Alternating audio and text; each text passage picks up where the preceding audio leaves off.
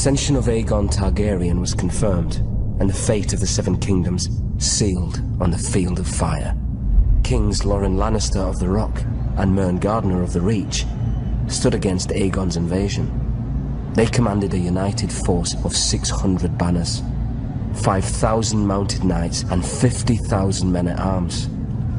Aegon's host was vastly outnumbered, and when the army of the two kings charged, the invaders turned heel and ran. But Andal Might was no match for Dragonflame. When Aegon unleashed all three of his dragons, 4,000 souls were horrendously burned alive on the battlefield, King Mern among them. Realizing all hope was lost, King Loren surrendered. The Starks of Winterfell had no intention of submitting to Targaryen rule. They had reigned as kings in the north since the days of the First Men and were determined to resist the Targaryen invaders, just as they had resisted the Andals thousands of years before. King Torrhen Stark led his army to the Red Fork just east of Riverrun, hoping to succeed where Lorne and Mern had failed. But when Torrhen saw the size of Aegon's now mighty host, along with his monstrous dragons, he knew he couldn't subject his followers to the horror of another Field of Fire. He bent the knee and swore fealty to Aegon, who allowed the Starks to maintain their lordship over the region as Lords Paramount and Wardens of the North. Without question, Torrhen Stark saved thousands of lives that day. He was ever after known as the king who knelt. The days of the Andals were numbered. One by one, their so-called kings were bending the knee or facing the wrath of Aegon Targaryen. Aegon of old Valyria. Aegon who was blood of the dragon.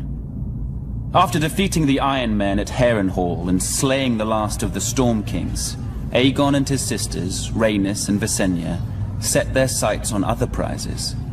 The gold mines of the Rock and the fertile lands of the Reach. King Loren Lannister of the Rock and King Mern Gardner of the Reach foolishly thought their combined armies could beat back the Targaryen host. They rode forth together, their proud banners flapping in the wind, and faced off against Aegon in a vast golden field of wheat. The two kings commanded a massive force of nearly 60,000, and it appeared the day was theirs, until Aegon unleashed all three of his dragons for the first and only time.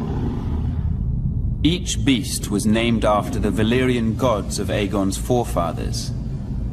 Visenya rode Vhagar, whose fiery breath could melt armor.